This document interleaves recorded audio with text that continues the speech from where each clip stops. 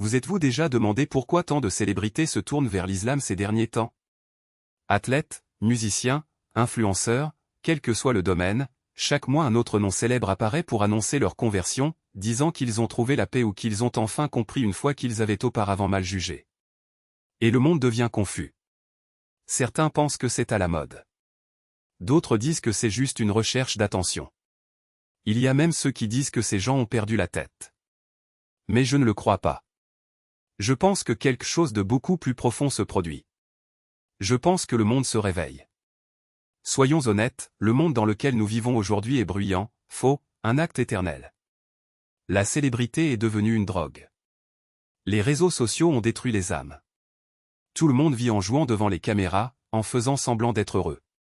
Et personne n'a de vraie paix. Puis soudain, vous voyez quelqu'un de célèbre, quelqu'un qui a déjà de l'argent, un statut, des millions de followers se tourner le dos à tout ce chaos et dire « J'ai trouvé une direction. J'ai trouvé la paix. J'ai trouvé Dieu. » Cela incite les gens à s'arrêter et à réfléchir. Après tout, si la gloire et la fortune résolvaient tout, pourquoi continuerait-on à chercher? La réponse est simple, la célébrité, c'est comme le sucre. Doux au début, mais détruit lentement. Pensez-vous que ces célébrités mènent une vie parfaite? Derrière les projecteurs, il y a la dépression, les addictions, les mariages ratés, l'anxiété, la solitude, les doutes.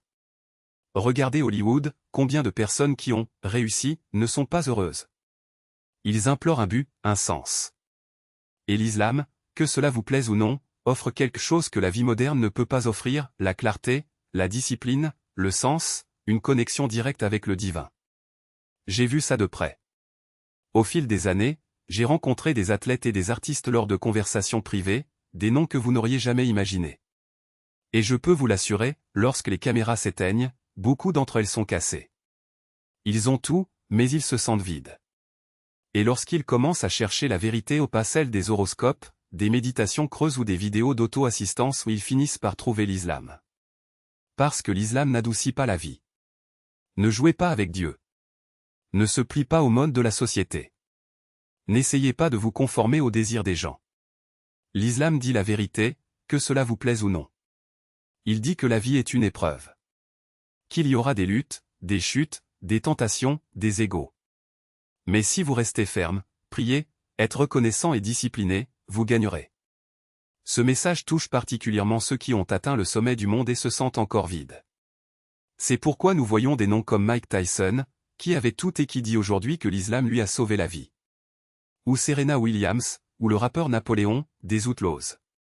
Des combattants comme Khabib Nurmagomedov, qui parlent de foi avec plus de conviction que dans n'importe quel discours de champion.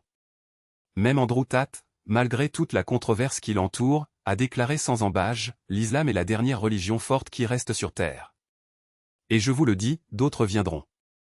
Parce qu'au fond, tout le monde, célèbre ou non, ne recherche qu'une chose, la tranquillité d'esprit. Beaucoup de gens pensent que les célébrités choisissent l'islam uniquement à cause des règles, de la structure. Mais ce n'est pas tout. Ce n'est pas seulement une question de discipline. C'est la simplicité. L'islam ne vous laisse pas dans le noir. Ne vous confondez pas. Cela vous dit exactement qui est Dieu et qui vous êtes. Vous n'êtes pas Dieu. Ce n'est pas le centre de l'univers. C'est une création avec un but, adorer, faire le bien, dire la vérité, prendre soin de la famille, être humble, être reconnaissant. Lorsque des célébrités entendent cela, quelque chose en elles se brise. Parce que toute leur vie, les gens les ont traités comme des dieux. L'islam leur rappelle, vous êtes humains. Et c'est pour cela qu'ils pleurent, abandonnent leur fausse vie et se mettent à prier, à jeûner, à apprendre. Parce que l'islam leur donne ce que la renommée ne pourrait jamais leur donner, la paix. Maintenant, si nous voulons sérieusement comprendre pourquoi tant de célébrités choisissent l'islam, nous devons aller au-delà des noms et des gros titres. Il faut regarder ce qui se passe en dehors des caméras, des interviews, des discours répétés. Nous devons pénétrer là où réside la vérité ou celui que les gens ne publient pas en ligne. Et je vous le dis, je l'ai vu. J'ai regardé dans les yeux des millionnaires, des champions, des acteurs, des noms que tout le monde connaît. Et j'ai vu le vide. J'ai vu la douleur qu'ils cachent mieux que n'importe quel acte. J'ai vu à quel point la solitude s'infiltre dans la vie de ceux qui pensaient que le succès les sauverait. J'ai appris cette leçon à mes dépens, non pas dans des débats théologiques ou des discussions sur Internet, mais tout au long de la vie. Il y a des années, lorsque j'ai commencé à passer du temps avec des gens puissants ou des gens d'Hollywood, des légendes du sport, je me suis demandé pourquoi l'environnement semblait toujours lourd, pourquoi ceux qui avaient le monde à leurs pieds semblaient spirituellement épuisés. L'argent et le statut vous permettent de faire n'importe quoi, et c'est précisément le problème. Quand personne ne vous dit « non », vous commencez à vous noyer dans vos propres désirs. Cela détruit votre vie sans même vous en rendre compte. Chaque nuit devient une fête. Chaque jour, une nouvelle distraction pour échapper à votre âme crie « il manque quelque chose ». Et c'est là qu'apparaît l'islam. Hollywood vous donne la gloire. La renommée vous donne des tentations. Les tentations vous mènent à la destruction. Et la destruction vous fait chercher. Et cette recherche conduit encore et encore les gens à l'islam. Je me souviens d'une nuit à Dubaï. Je ne citerai pas de nom, ce ne sont pas des ragots. Mais disons qu'un athlète de classe mondiale était là. Un nom que vous reconnaîtriez instantanément. Tout le monde l'idolâtrait, comme s'il était un dieu. Mais tard dans la nuit, dans un coin tranquille, loin du bruit, il m'a regardé dans les yeux et m'a dit quelque chose que je n'ai jamais oublié, « Steve, je suis entouré de gens, mais je me sens seul. » Au début, je ne savais pas quoi répondre. Que dites-vous à quelqu'un qui a tout mais qui a l'impression de rater la vie? Mais j'ai parfaitement compris ce qu'il voulait dire. La paix ne s'achète pas. Il n'est pas en vacances. Il n'arrive pas par livraison. La paix est un don de Dieu. Et l'islam, par la prière, la discipline, l'abandon, enseigne comment le recevoir. Alors quand les gens me demandent pourquoi l'islam, je réponds, parce que l'islam vous apprend à vous maîtriser avant que la vie ne vous détruise. Voir les 5 prières quotidiennes.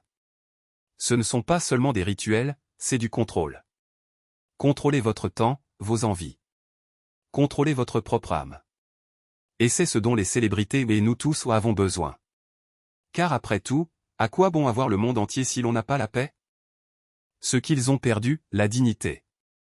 Pas cette fausse dignité des projecteurs, des contrats à $1 million ou des abonnés sur les réseaux sociaux. La vraie dignité, celle qui ne s'achète pas, ne se négocie pas et ne se perd pas lorsque les caméras s'éteignent. Et c'est pourquoi, lorsqu'un homme comme Malcolm X a découvert l'islam, il n'a pas seulement changé de religion. Il s'est retrouvé. Il est passé du statut de jeune homme perdu dans la rue à celui de leader qui a défié tout un système, non pas avec des armes, mais avec des paroles acérées et une foi inébranlable. Il a déclaré « Je ne suis pas raciste. Je suis contre toutes les formes d'oppression. » Et cette clarté? Ce courage de regarder le monde et de dire « C'est mal et je ne vais pas l'accepter » cela ne vient pas d'un livre d'auto-assistance. Cela vient d'une foi qui vous enseigne à être libre, libre de la peur, libre de l'approbation des autres, libre même de votre propre faiblesse. Maintenant, pensez à quelqu'un comme Dave Chappelle. L'un des comédiens les plus brillants de l'histoire, un homme qui pouvait rire de tout, vendre n'importe quelle idée, mais qui a plutôt choisi de parler de foi, de morale, de ce qui compte vraiment. Il ne s'est pas converti à l'islam, mais il a compris une chose selon laquelle de nombreux musulmans vivent, que la vérité n'a pas besoin de plaisanteries pour être entendue. Cette vie ne consiste pas seulement à faire rire les gens, mais à les faire réfléchir. Et lorsqu'il disait « Je ne suis pas musulman, mais je respecte ceux qui le sont », il reconnaissait quelque chose que peu de gens admettent, qu'il y a une force dans cette foi qui transcende les religions, qui touche même ceux qui ne croient pas. Parce que l'islam n'est pas réservé aux faibles. C'est pour les forts. Pour ceux qui ont le courage de dire « non » quand le monde entier dit « oui ». Pour ceux qui préfèrent la vérité à la popularité, la discipline au plaisir facile, l'éternité à l'instant présent. Et c'est pourquoi on voit des athlètes comme Mahmoud Abdul-Rauf, qui a refusé de défendre l'hymne américain parce que sa conscience ne le lui permettait pas. Il a perdu des contrats, a été insulté, menacé, mais il a maintenu sa position. Parce que l'islam ne vous apprend pas à vous prosterner devant les puissants. Il vous apprend à vous incliner uniquement devant Dieu. Et tu sais quoi d'autre? L'islam n'est pas une évasion de la réalité. C'est une plongée dedans. Il ne vous dit pas d'ignorer le monde, mais de le transformer. Être juste quand tout le monde est corrompu. Être généreux quand tout le monde est égoïste. Être patient quand tout le monde est impulsif. Et c'est pourquoi, lorsqu'un homme comme Muhammad Ali a déclaré « Je n'ai rien contre le Vietcong. Aucun Vietcong ne m'a jamais traité de nègre », il n'était pas seulement un activiste. Il était musulman. Parce que l'islam vous enseigne que la justice n'est pas une option mais une obligation. Alors, quand les gens demandent « Pourquoi tant de célébrités se convertissent-elles ?» La réponse est simple, parce qu'ils en ont assez de vivre dans le mensonge. Fatigués de courir après quelque chose qui ne les a jamais satisfaits. Fatigués d'être aimés pour une image et non pour ce qu'ils sont vraiment. L'islam n'offre pas de gloire. Il n'offre pas de richesse. N'offre pas d'installation. Il offre quelque chose que le monde moderne a tenté d'effacer, le sens. Et quand un homme ou une femme découvre cela, tout change. Les priorités se réalignent. Les peurs disparaissent. Les masques tombent. Parce qu'en fin de compte, peu importe que vous soyez un champion de MMA, un rappeur, un comédien ou un étranger dans la foule. Ce qui compte, c'est de savoir si vous vivez pour Dieu ou pour le monde. Et si vous choisissez Dieu, le monde le remarquera. Parce que la lumière n'a pas besoin de projecteur pour briller. Elle brille seule. Et quand ça brille, les gens s'arrêtent. Regardez. Et ils demandent, qu'est-ce que c'est? Et la réponse est toujours la même, ceci est la foi. Ceci est la paix. Ceci est l'islam. Ils essayèrent d'éteindre la lumière avec des ombres, mais la lumière ne fit que devenir plus brillante. Ils ont essayé de faire taire la voix avec des cris, mais la voix n'a fait que résonner plus fort. Car lorsque la vérité est divine, elle n'a pas besoin d'autorisation pour exister. Elle ne demande pas la permission pour transformer des vies. Elle l'est tout simplement et ceux qui la trouvent ne sont plus jamais les mêmes. Regardez autour de vous. Là où autrefois il n'y avait que le doute, aujourd'hui règne la conviction. Là où il y avait du vide, maintenant il y a du plein. Ce n'est pas une coïncidence si les mêmes personnes qui autrefois ridiculisaient l'islam s'agenouillent aujourd'hui vers la Mecque. Ce n'est pas une coïncidence si ceux qui recherchaient la renommée éternelle recherchent désormais l'éternité auprès de Dieu. Ils n'ont pas échangé un masque contre un autre, ils ont finalement enlevé le masque. Et le monde, qui les a tant applaudis pour leurs illusions, les regarde désormais en silence, car il sait, quand la vérité parle, même le bruit du monde cesse d'écouter. Il venait de partout, des scènes bien éclairées, des rimes sanglants, des studios d'enregistrement, des plateaux de tournage. Certains sont arrivés avec peur, d'autres avec honte, beaucoup avec fatigue. Mais tout le monde est venu avec une seule question, Y a-t-il quelque chose de plus grand que cela? Et l'islam a répondu. Pas avec des paroles vides de sens, pas avec de fausses promesses, mais avec quelque chose qu'aucun argent, aucune renommée, aucune thérapie ne pourra jamais offrir, la certitude. La certitude qu'il y a un but. La certitude que les erreurs ne sont pas une fin. La certitude que, même dans les jours les plus sombres, Dieu est plus proche que la jugulaire elle-même. Ils ne se sont pas convertis parce que l'islam est facile. Ils se sont convertis parce que l'islam est réel. Parce qu'il ne promet pas un paradis de plaisir sans fin, il promet un chemin de lutte, de discipline, de sacrifice.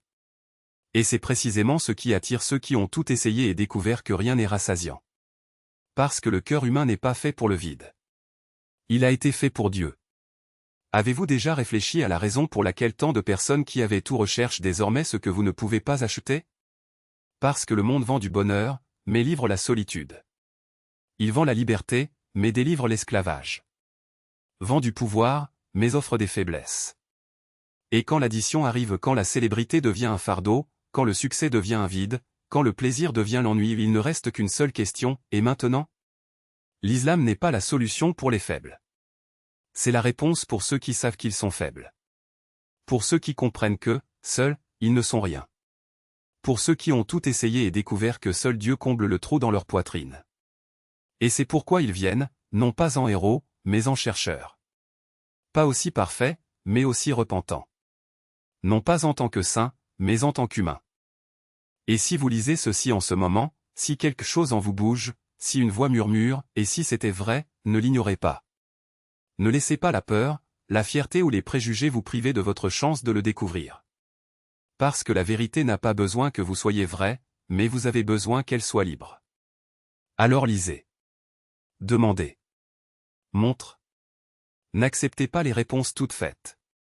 Ne vous contentez pas de ce qu'ils vous ont dit. Allez à la source. Parlez à un musulman. Visitez une mosquée. Ouvrez le Coran. Et lorsque vous le ferez, ne vous attendez pas à trouver un livre de règles, mais à trouver Dieu. Parce que l'islam n'est pas un ensemble de lois. C'est une relation. C'est savoir que peu importe ce que vous avez fait, peu importe à quel point vous vous êtes trompé, peu importe à quel point vous êtes perdu, il attend toujours.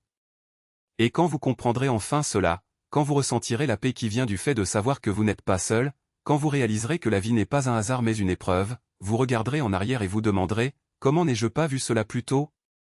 Parce que la vérité a toujours été là. En attendant. Brillant. Appel. Et maintenant plus que jamais, le monde écoute.